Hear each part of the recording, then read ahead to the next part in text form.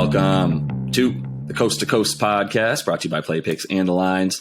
Coming to you from the West Coast, Josh Lander, joined by my guy Nate Weitzer on the East Coast. And it is time for the player props video we love to bring you each and every weekday. Make sure you are liked and subscribed to the page, as we're about to give you a gift card opportunity.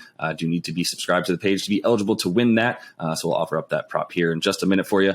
But as always, if you do still need a FanDuel or DraftKings account, head to fdpicks.com or dkpicks.com and find those listings in your area, such as what we've got for tonight's play props. Nate, let's get into it. Yeah, the Wolves and Pelicans are projected to total around 227 tonight in New Orleans, which seems a bit high to me. But then you look at the home road splits for Minnesota, they score 9 more points per game on the road. They play with a little more pace. And Karl Anthony Towns, his points go up to 25.6 in those road games. His prop is just 23.5 at DraftKings tonight with poor odds, or 24.5 with much better odds at FanDuel. I think that's a good starting point as he comes off a 40-point eruption against Houston. You look at the recent meetings between these teams, both Jonas Valanciunas and Towns have gotten big numbers, and that's not surprising because they're both matchup problems for each other. But recently, Cat said enough of that. He went for 28 and 10 and could have had a lot more in a blowout win over New Orleans. He's now averaging 28 and 10.5 boards with a 32% usage rate in his last 4 versus the Pels. And yeah, he's just way too quick off the dribble for Valanciunas. That's why I would lean towards the points first and foremost. His rebounds, to get 10 boards is not necessarily a foregone conclusion, but New Orleans is not a very good shooting team. They are a good rebounding team, but if you think Cat can get enough defensive boards to get that double-double, we do like Minnesota to win this game, and that gets you plus 300 is a Towns double-double and a win on the road tonight. Love the odds you can get there for a guy who's only 3 games removed from the COVID list and seemed to finally click with that 40-point game against lowly Houston his last time out. Yeah, I would consider that. I mean, you say, you mentioned Cat going off in his last 4 versus Nola. I mean, a couple of those had Steven Adams on him. It's not like he's a bad defender either. So yeah, I think he's finding some success against his team also because of the style of their play. But yeah, the boards scare me a little bit more than do the points just because of Joel. But either way, I think we should make that the gift card prop tonight.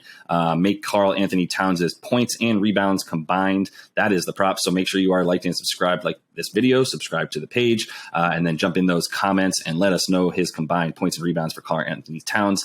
Taking on that big Joel, like you said, but yeah, I feel good about his points at the very least, and I do like a couple of those player performance doubles for Cat too. As you mentioned, we both like Minnesota to win probably a shootout tonight. Moving on to a game that I think we also like a shootout. Got another video up about this one, the Suns and the Raptors.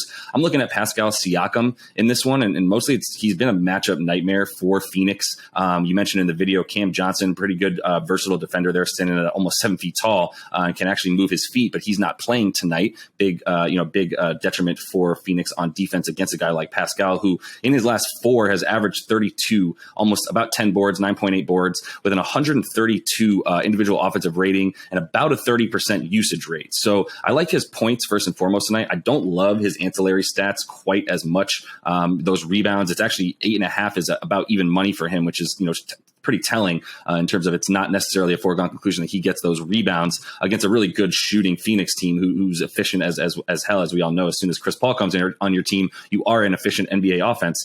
So I don't love those as much, but I do love the 24 points because of the success he's been having in his last 6 overall, as this team has been on a roll and winning every one of those games. He's averaging about 24 points and 11 boards with 6 assists in that time frame, about a 26.5% usage rate there. So, it's him and Fred VanVleet are the offense right now, predominantly. I mean, other guys are definitely chipping in, OG and the like, but it's, Pascal and Fred VanVleet running some decent pick and roll and getting Pascal those ISOs on the extended wing, where he's going to have, he's not going to have anybody that can really hang with him either strength wise once he gets there, or even quickness wise, right? That's the problem that he presents. And he's a little bit better at home as well this season, averaging about 2 more points a game at home versus on the road, which is a nice sign, as well as the rebounds. But once again, I'm focusing on the points at 23.5 for him on FanDuel. It's also at at about -106. So, once again, it's pretty good odds right there for him. It's not necessarily a guarantee, but I do think we both like points tonight. And if that's going to be the case, then someone like Pascal has to score for this team. And that's why, those 24 points feel very, very attainable for him.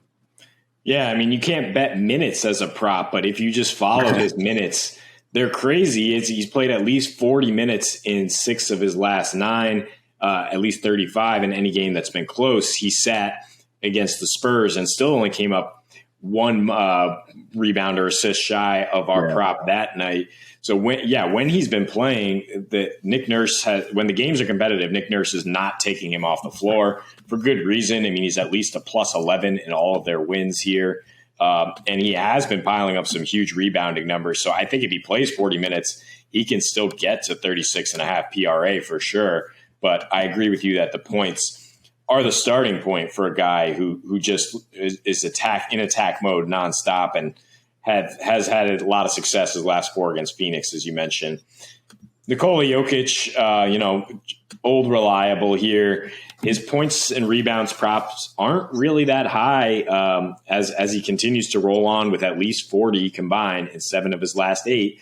That's where we are tonight. The only exceptions in his last 9 games where he hasn't gotten to that total is when he played just 25 minutes in a blowout win and a blowout loss.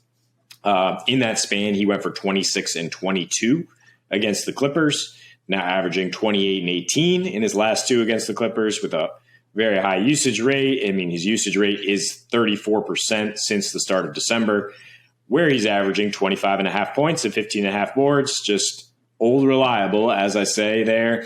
And with his league leading rebounding rate of 38% is up 9% from last year. Shows you how much the Nuggets need him. His usage rate also a career high, way up from last year. And the matchup is great in terms of piling up boards because Clippers can't throw water in the ocean. That's not the expression, but you know what I mean. I know they give up the second highest defensive rebounding rate on the season, giving up 80%, not crashing the glass at all. So Jokic can crab walk into a double-double here. And his points prop is at 26.5. So if you think he's around that, and all we need is about 13, 14 boards in what should be a low-scoring slugfest, I feel very confident about that. Yeah, I like getting the rebounds in there. I mean, Joker in rebounding right now, he's on a complete tear, as we know. I mean, he took it to another level roughly like 10 games ago, and just started getting 16 rebounds. I think he's done that now at least like 8 times in his last 10 games where he's gotten 16 boards. So if he gets 16 boards right there, you feel really good about it. Actually, it's been in 6 of his last 8. So, I mean, if he gets 16 boards, now you're talking about that 24 points that he would need to get to that stat. And I'd feel really good about that as well. He's averaged about 24 and 14 boards against the Clippers in his last 4 games against them dating back to last season. He also had a bunch of other guys playing with him more so than he does now, which is why I mentioned in those last 10, he's getting 16 boards, 6 out of his last 8. He's averaging 17 boards in that time.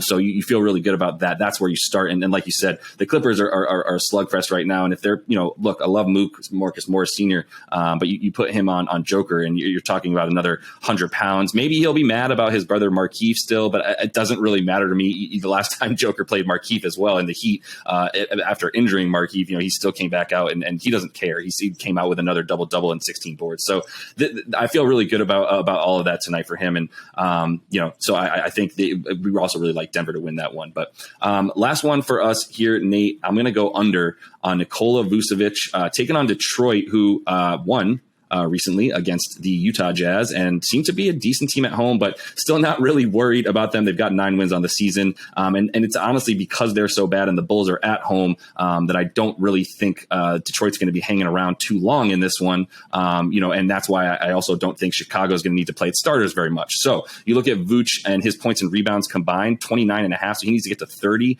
In his last 8 games, it hasn't been quite the same Vooch that it was to start the season.